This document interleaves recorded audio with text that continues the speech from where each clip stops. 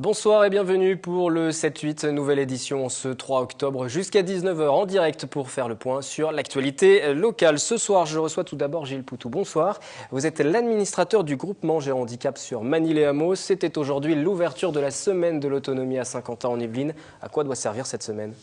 Ça doit servir à sensibiliser le plus largement possible au fait qu'il faut accompagner, prendre en charge le mieux possible toutes les personnes qui ont des difficultés en matière d'autonomie, donc essentiellement personnes âgées, personnes handicapées, mais aussi c'est plus large. Et c'est un colloque, une semaine pour les professionnels. C'est une colloque. Alors aujourd'hui il y avait un colloque donc, où on a une succession d'expertises, de témoignages, de tables rondes, et puis ça continue demain sur le site même de Géant Handicap, c'est-à-dire un très beau domaine, Mérenté, où il y a un certain nombre de structures qui travaillent là. Et puis c'est surtout un lieu d'échange de toutes les personnes qui sont concernées par l'autonomie des personnes en situation de handicap. Alors plus de détails sur cette semaine, justement sur cette question de l'autonomie. Dans un instant, vous restez en plateau avec nous. À noter également ce soir, nous sommes mercredi, c'est la page culture avec Johanna Soudry. Bonsoir Johanna. Bonsoir Wilfried, bonsoir à tous. Nous parlerons ensemble de cinéma espagnol et de cirque, puisque le cirque itinérant de Bouglione s'est installé à Plaisir.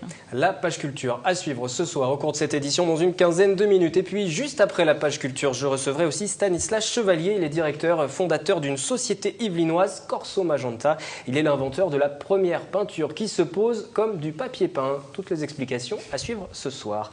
La suite du sommaire de ce 3 octobre, c'est en images à présent avec donc cette deuxième édition de la semaine de l'autonomie de Saint-Quentin en Yvelines qui débute. Donc la perte d'autonomie et les moyens pour aider les personnes. On en parlait déjà en 1960. Comment les dispositifs ont évolué, c'était tout l'enjeu d'un colloque qui s'est déroulé aujourd'hui. Notre invité nous en dira plus.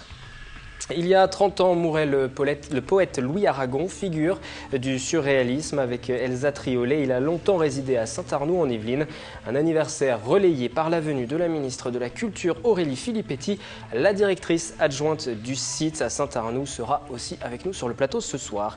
Toujours beaucoup de monde à l'occasion des Virades de l'Espoir qui se sont déroulées à Chevreuse. Une manifestation qui permet de collecter des fonds pour la lutte contre la mucoviscidose. Reportage à suivre.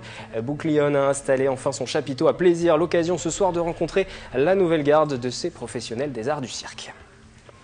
Cette information aussi à la une de la presse locale et qui tombe en plein mondial de l'automobile. Peugeot va freiner la production de la 208 à Poissy. Le Parisien Yvelines annonce que seulement 35 modèles de 208 sortiront de l'usine yvelinoise chaque jour dès la semaine prochaine contre 52 actuellement. Les intérimaires seront les premiers touchés, 4 à 500 selon les syndicats. Et du côté de Renault à Flins, cette fois-ci, la situation est également tendue. La production de la Zoé et de la Clio 4 qui vont débuter se ferait dans une situation de sous-effectif. Ce sont les syndicats qui le disent, des syndicats qui se mobilisent. Une prise de parole devant l'entreprise est prévue demain à Flins, des syndicats qui souhaitent des embauches malgré le contexte économique difficile dans l'automobile. Les Virades de l'Espoir permettent chaque année de récolter des fonds contre la mucoviscidose et le public répond toujours présent comme ce week-end. Alice Gastine.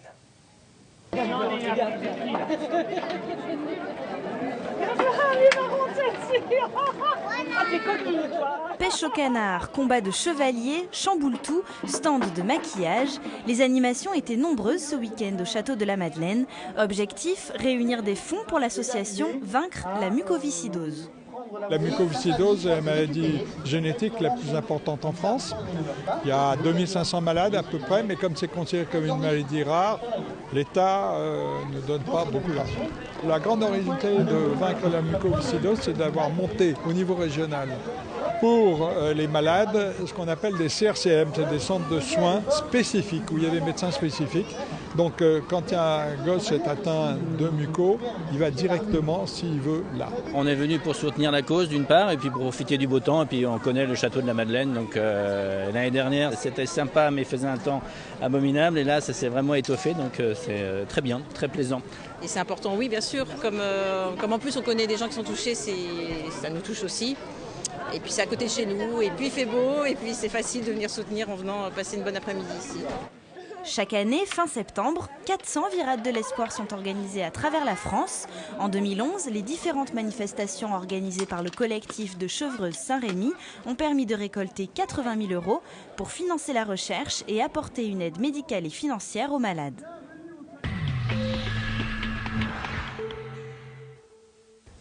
Une semaine pour aborder la question de l'autonomie entre professionnels. Le centre Gérondicap à Magny-les-Hameaux pilote ce rendez-vous qui débute aujourd'hui. Gilles Poutou, vous êtes donc l'administrateur du groupement Gérondicap. Rendez-vous qui est important pour trouver des solutions à ce problème de perte d'autonomie.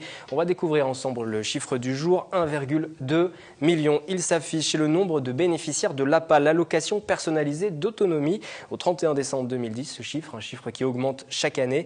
Est-ce qu'aujourd'hui, on est en mesure de répondre aux réalités, aux difficultés qui se cachent derrière ces 1,2 million de bénéficiaires de l'allocation? C'est un sujet extrêmement compliqué de société, c'est-à-dire que notre société vieillit, c'est un mouvement qui s'accélère et ça pose de multiples problèmes. Aujourd'hui, une personne sur 4 qui a plus de 85 ans est atteinte d'une pathologie de ses naissances, dégénérescence cérébrale. C'est un véritable problème sociétal dont on voit on est au tout début de ce mouvement-là. Donc aujourd'hui, tous les moyens ne sont pas forcément présents. Tous les moyens ne sont pas forcément présents parce que on a eu tendance pendant très longtemps à prendre en compte ce genre de problématique uniquement par des moyens. Alors soit c'est l'hébergement. D'accord, donc on parlait avant de maison de retraite, aujourd'hui on parle d'EHPAD, et puis on a médicalisé, donc c'est à la fois l'hébergement et le médical et le soin. Or, la problématique, aujourd'hui, on ne peut plus du tout l'avoir de la même façon. Il s'agit d'essayer de conserver les personnes dans un état d'autonomie à tous les sens du terme, c'est-à-dire évidemment physique, mais aussi mental, mais aussi culturel, social, etc. Le plus longtemps possible, le plus possible, jusqu'aux limites du possible en tout cas. Et nos structures s'adaptent tout doucement, mais elles ne sont pas parfaitement aujourd'hui adaptées. D'où la nécessité de se réunir D'où la nécessité de se réunir pour qu'il puisse y avoir un accompagnement, un suivi qui permette aux gens tout simplement de se réaliser. Ce n'est pas parce qu'on a 80 ans, qu'on est 90 ans, ce n'est pas parce on a un handicap, quel qu'il soit, une pathologie qui est dégénérative. Ce n'est pas pour ça qu'on doit automatiquement perdre la possibilité de se réaliser dans la société. C'est pas pour ça qu'on doit être institutionnalisé, on doit pouvoir rester chez soi, etc. Voilà. C'est toutes ces problématiques-là qu'on aborde, donc on a abordé aujourd'hui. Dès aujourd'hui, la semaine de l'autonomie a débuté aujourd'hui, dès ce matin, par un colloque. Nos équipes étaient présentes. Reportage de Patrick Jacques de Dixmude et Catherine Zulato. Deuxième édition d'un colloque pour parler de l'autonomie. Les premières lois sur la prise en charge de la perte d'autonomie en France datent de 1962 avec l'instauration des aides à domicile. 50 ans plus tard, quel bilan dressé? Eh bien, cet universitaire n'a pas la langue de bois. Effectivement, il y a ce rapport Larocque de 62 qui dit les gens veulent rester chez eux, il faut les y aider. Et la Cour des comptes en 2005 disait grosso modo en 40 ans, on a fait des choses mais aucun gouvernement, quel qu'il soit, n'a été jusqu'au bout. Le courage, c'est mettre un peu plus d'argent, notamment sur les services à domicile. On sait que les gens veulent rester chez eux. Donc on sait aujourd'hui que l'essentiel du travail est fait par les familles, beaucoup trop. Bernard Ennuyé pointe également du doigt les manques de cohérence entre les différents dispositifs. À 50 ans, en Yvelines, l'exemple pourrait venir de Gérondicap, un groupement de coopération qui intervient dans le domaine de la gérontologie et du handicap. C'est lui qui est à l'origine de ce colloque. Ça va dans la bonne direction, bien plus que dans d'autres départements. Donc je peux dire que je viens ici avec plaisir. La perte d'autonomie ne se limite pas aux personnes âgées. Des salariés peuvent également être concernés. Autre exemple de mise en commun, le réseau Yvelines Santé Travail. Nous avons des équipes qui sont des équipes pluridisciplinaires puisque souvent il y a plusieurs causes ou surtout plusieurs types de problèmes. Il y a un ergonome, il y a une juriste, il y a un psychologue et une assistante sociale. Nous appliquons une méthodologie qui est reconnue nationalement. Cette année, Yvelines Santé Travail a traité 600 dossiers et 80% des salariés ont été maintenus en emploi. En matière de perte d'autonomie, le meilleur conseil est de prendre contact avec la coordination gérontologique de son territoire. Un projet de loi sur cette question pourrait être présenté en 2014 par la ministre de la Santé. Dans ce sujet, on a entendu au tout début du sujet que les premières lois sur la prise en charge de l'autonomie en France remontent à 1962, les années 60. On a le sentiment que les choses n'ont pas avancé très très vite. Le rapport Larocque auquel fait allusion Bernard Ennuyé dans l'interview, c'est 1962. Alors c'est pas une loi, c'est un rapport, mais qui pointe de manière assez large, assez complète les problématiques. C'est-à-dire la société vieillit, on va avoir de plus en plus de questions qui vont tenir à l'accompagnement. Comment on fait pour qu'une personne, quelle que soit sa maladie, quel que soit son handicap, son infirmité, comment faire pour qu'elle reste le plus possible socialisée, qu'elle ait la capacité d'agir selon ses propres valeurs. Vous voyez, c'est tout l'inverse de l'assistanat. Mais il a fallu 50 ans pour que véritablement aujourd'hui les choses commencent à se mettre en place. Comment seulement, parce qu'on parle donc d'une réforme aussi de la dépendance prévue pour 2014. Tout à fait. Et il va falloir encore attendre un petit peu même. Alors, on ne peut pas dire que rien ne s'est fait. Bon, il y a plein de choses qui se sont faites. On parlait dans le reportage de coordination gérontologique locale. On pourrait parler de réseaux de santé pour les personnes âgées.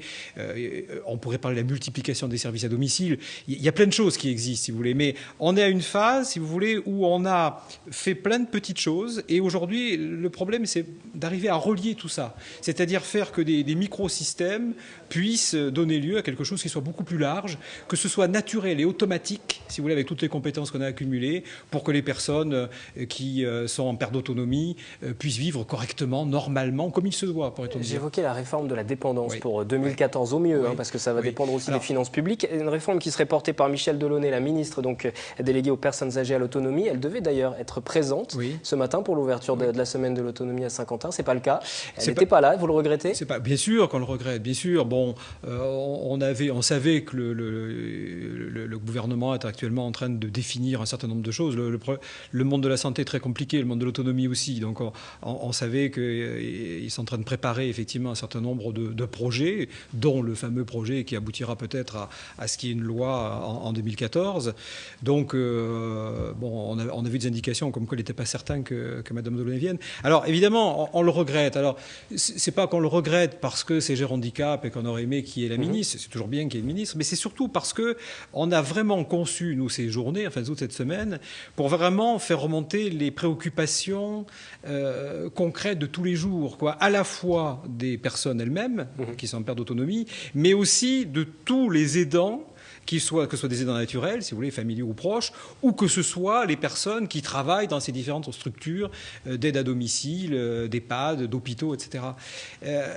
Aujourd'hui, il y a des choses extrêmement concrètes à mettre en œuvre, c'est-à-dire ce qu'on attend aujourd'hui des pouvoirs publics, c'est qu'on aide, pas forcément avec des sommes folles, si vous voulez, mais simplement qu'on puisse aider les structures qui existent aujourd'hui à trouver une synergie commune et un projet commun, que ça puisse s'ancrer dans le territoire, si vous voulez. Alors, tout le monde a cette envie-là, mais le problème, c'est que souvent, les plans qui sont faits, si vous voulez, année après année, gouvernement après gouvernement, ça tombe du haut. Alors, je ne suis pas en train de dire que le gouvernement n'écoute pas les gens qui travaillent à la base, si vous voulez, mais le problème, c'est qu'ils en écoutent certains. Et donc, du coup, on a souvent le sentiment qu'il y a des plans qui tombent comme ça parce qu'on a écouté tel ou tel expert. Très bien, mais aujourd'hui, le problème, il n'est pas là, si vous voulez. Vous voudriez mettre en avant un exemple, par exemple, l'exemple de Gérondicap. Absolument. Vous allez nous dire pourquoi c'est un exemple, pourquoi ça pourrait servir de modèle. Juste après cette question du jour, nous sommes allés voir les Saint-Quentinois avec cette question, les dispositifs d'accompagnement qui existent à l'heure actuelle sont-ils suffisants à votre avis ? Je pense aux transports publics skibus qui ne sont pas du tout très bien équipés pour les handicapés. Là-dessus, il y a beaucoup de choses encore à faire, oui, bien sûr. Oui, dans les transports, je pense que oui. Ça, de toute façon, je pense que ceux qui sont en perte d'autonomie doivent avoir beaucoup de difficultés à prendre les transports. Aussi, beaucoup d'immeubles sont encore avec des escaliers et pas de rampe d'accès ou pas d'ascenseur. Non, je pense pas. Enfin, dans certaines gares, par exemple, c'est le cas le plus... dans les gares, c'est là où on est le plus souvent et c'est vrai que des fois, il n'y a pas de rampe d'accès, il y a que des escaliers. Voilà. Je pense qu'on devrait encore faire plus d'efforts. Moi, j'habite à Saint-Quentin et moi, je trouve que c'est pas assez. On fait juste un tour au niveau du centre commercial de Carrefour. Je trouve que c'est pas adapté pour des personnes handicapées. Je trouve ça malheureux. Sinon, au niveau des parkings, des places de parking, je trouve qu'ils ont fait un grand effort. Mais au niveau des commerces, je trouve que c'est pas assez. Alors moi je pense qu'il faut vraiment mettre le paquet parce qu'il n'y aura que des vieux bientôt, donc non, vraiment il faut renforcer ces dispositifs. Plus de formation pour que les personnes qui se trouvent à mobilité réduite ou handicapées, que ce soit par l'âge ou par la maladie ou n'importe quoi, puissent vraiment compter sur un réseau efficace. Et les gens qui ont évoqué aussi notamment les problèmes au quotidien, les problèmes de transport, des choses qu'ils rencontrent, les difficultés quotidiennes, mais on parlait véritablement aussi des dispositifs d'accompagnement, de la nécessité de les mettre en place, des exemples qui peuvent servir pour le gouvernement, pourquoi pas pour la réforme de la dépendance. Un exemple, c'est Géhandicap. Donc vous pilotez le groupement Géhandicap sur Manille-les-Hameaux. En quoi c'est un exemple? Ça peut servir de modèle? Oui, absolument. Alors Géhandicap, c'est quoi? C'est une histoire qui consiste à se dire, sur une communauté d'agglo comme Saint-Quentin-en-Yvelines, c'est une population, il y a 20-25 ans, c'est une population jeune, cette population, elle vieillit, et donc ça peut poser des problèmes multiformes. Alors, on a vu le type de problèmes qui sont dans les interviews, où là, effectivement, tout ce qui est mobilité, déplacement, etc. C'est une question très importante. Alors, l'autre aspect, si vous voulez, qu'on a essayé de développer dans le cadre de Géhandicap, c'est comment permettre à des personnes qui ont des difficultés pour rester autonomes complètement, comment faire pour qu'il y ait une prise en charge le plus globale possible. Alors, ça veut dire, dans un premier temps, tout faire pour que la personne puisse rester à domicile. Quand on est dans son domicile, on est chez soi, et donc c'est là où on a probablement la meilleure capacité à agir selon ses valeurs, ses croyances, etc., quels que soient les problèmes de santé qu'on peut avoir. Donc, Géhandicap, c'est quoi? C'est essayer de structurer, de coordonner tous les acteurs qui peuvent concourir à ça. Alors c'est pour ça qu'à Géhandicap, il y a une association qui s'appelle Amadom et qui cherche à améliorer, professionnaliser tout ce que vous voulez, tout ce qui est service d'aide à domicile, ce qu'on appelait avant les aides ménagères, les femmes de ménage. Aujourd'hui, on les appelle les auxiliaires de vie sociale. C'est beaucoup plus ça, d'ailleurs, aujourd'hui. Oui, parce que c'est un métier presque différent. C'est un métier qui est différent, mais qui est important parce que c'est souvent le premier contact, vous voyez, pour la personne fragilisée ou la personne âgée. Et c'est aussi important au quotidien que le médecin, qui évidemment a son rôle. C'est aussi important que la structure d'aide, par exemple l'épisode hospitalier ou toute autre structure, si vous voulez, médicalisée, ou en tout cas où il y a un certain nombre de paramédicaux. Donc ce qu'on a voulu faire, c'est faire que tous ces experts, du service d'aide à domicile jusqu'aux médecins les plus qualifiés, en passant par toutes les paramédicaux, que ce soit les ergothérapeutes, les infirmières, les kinés, etc., toutes les professions qui concourent à l'autonomie, essayer de développer un projet commun valable pour l'ensemble du territoire. C'est ça, Géhandicap, et qui semble plutôt bien fonctionner. Pour l'instant, on a eu l'occasion d'en parler plusieurs fois sur ce plateau. Merci d'être venu. La semaine de l'autonomie à Saint-Quentin qui se poursuit donc encore, c'est jusqu'au 5 octobre. Le mercredi, nous nous intéressons aussi à la culture avec Johanna Soudry qui va me rejoindre pour sa chronique hebdomadaire.